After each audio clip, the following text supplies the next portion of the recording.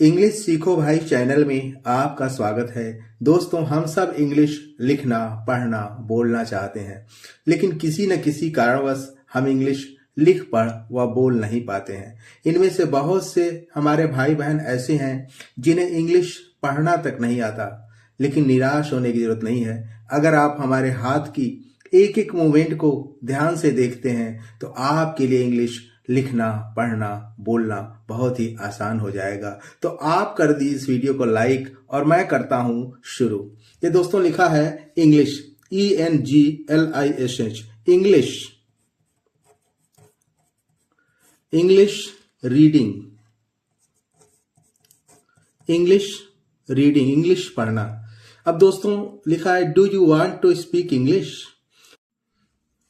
दोस्तों, कोई आपसे पूछता है कि क्या आप इंग्लिश बोलना चाहते हो, या आप किसी से पूछते हैं कि क्या तुम इंग्लिश बोलना चाहते हो, तो दोस्तों इसको कैसे बोलेंगे। DO से डो नहीं होता है, ये डू होता है। Do, YOU, do you want, want मतलब चाहना। टू स्पीक, स्पीक मतलब बोलना, इंग्लिश। क्या तुम इंग्लिश बोलना चाहते हो, do you want to speak English. अगर आप बोलना चाहते हैं तो क्या आप बोलेंगे दोस्तों, I want to speak English. मैं इंग्लिश बोलना चाहता हूं। I want to speak English, मैं इंग्लिश बोलना चाहता हूं। अगर आप मान लीजिए दोस्तों कि आप इंग्लिश बोलना नहीं चाहते हैं तो कैसे बोलेंगे, I don't want to speak English. I don't want to speak English, मैं इंग्लिश, अंग्रेजी नहीं बोलना चाहता हूं। I don't want to speak English. अब सामने वाला पूछ रहा है आपसे कि why don't you want to speak English, आप इंग्लिश क्यों नहीं बोलना चाहते हैं। Why don't you want to speak English. Why don't you want to speak English, why मतलब क्यों, आप इंग्लिश क्यों नहीं बोलना चाहते हो, आप इंग्लिश क्यों नहीं बोलना चाहते हो। तो वो बता रहा है I don't want to speak English, I don't want to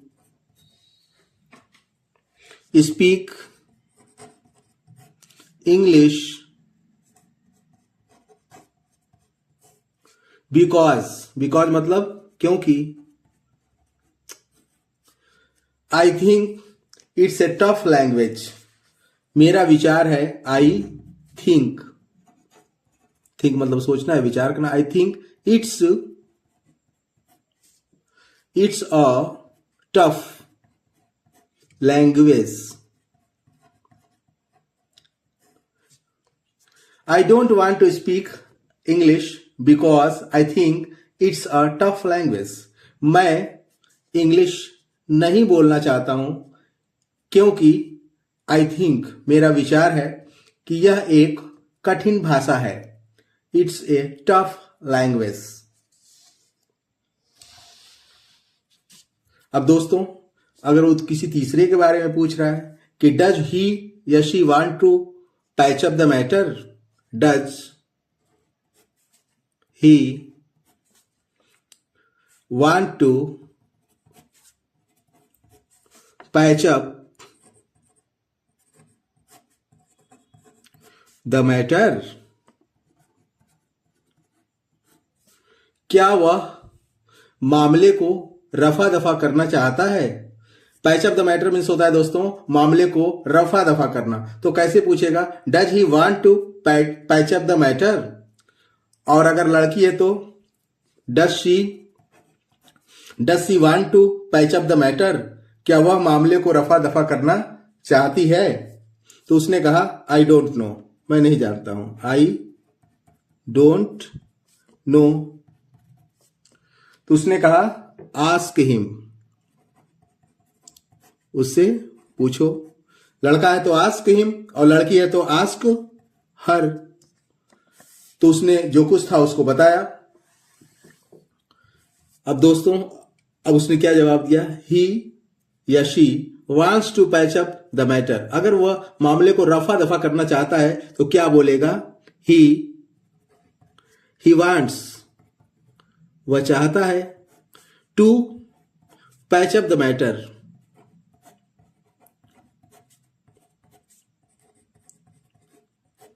he wants to patch up the matter, वह मामले को रफा दफा करना चाहता है। अगर लड़की है तो कैसे बोलेंगे दोस्तों, she wants to patch up the matter, वह मामले को रफा दफा करना चाहती है।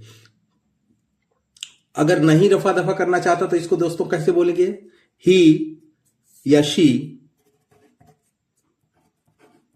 Does not,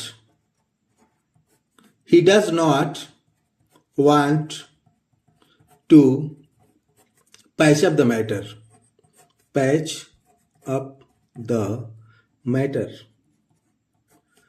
he does not want to patch up the matter, वह मामले को रफा दफा करना नहीं चाहता है। और लड़की है तो she does not want to patch up the matter, वह मामले को रफा दफा करना नहीं चाहती है। अब सवाल ये उठता है कि वह मामले को रफा दफा करना क्यों नहीं चाहती है, वाई डज, वह मामले को रफा दफा करना क्यों चाहता है। अगर सवाल ये उठता है तो why does he want to patch up the matter, why does he want to patch up the matter, वह मामले को रफा दफा क्यों करना चाहता है। अगर लड़की है तो कैसे बोलेंगे दोस्तों, why does she want to patch up the matter, वह मामले को रफा दफा क्यों करना चाहती है। तो उसने बताया कि वो क्यों करना चाहता है या चाहती है, ही wants to patch up the matter because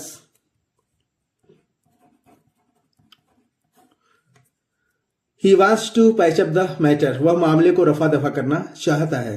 और लड़की है तो she wants to patch up the matter because, क्योंकि fighting is not solution of any problem, fighting means लड़ाई झगड़ा, fighting is not solution of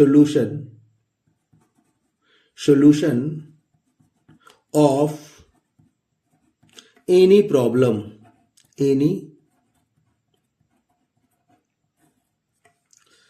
क्योंकि fighting is not solution of any problem, क्योंकि लड़ाई झगड़ा किसी भी समस्या का समाधान नहीं है।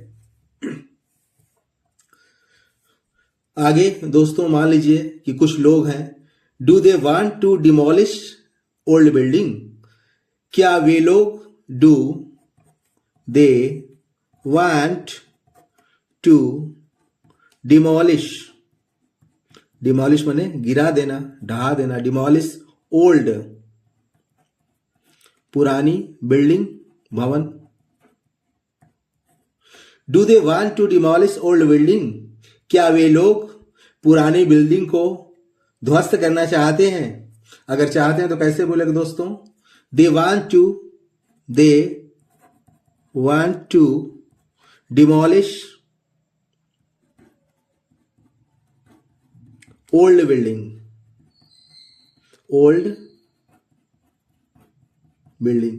they want to demolish old building, वे लोग पुरानी बिल्डिंग को ध्वस्त करना चाहते हैं। और अगर नहीं चाहते दोस्तों क्या बोलेंगे, they don't want to demolish old building, they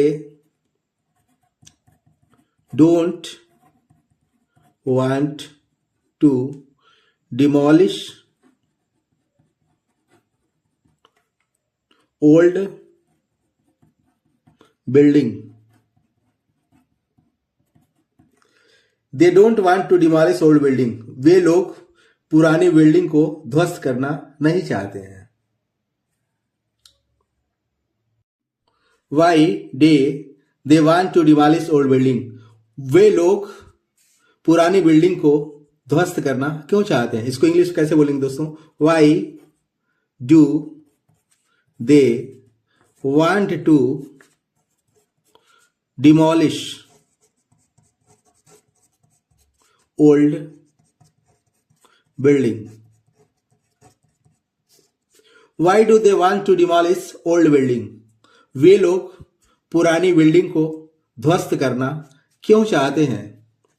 अब वो रीजन बता रहे हैं कि क्यों चाहते हैं। They want to demolish old building. They want to demolish old building because क्योंकि it can collapse any time.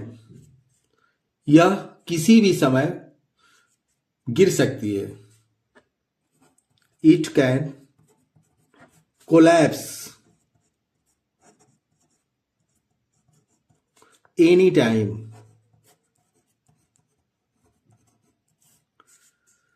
क्योंकि यह किसी भी समय गिर सकती है।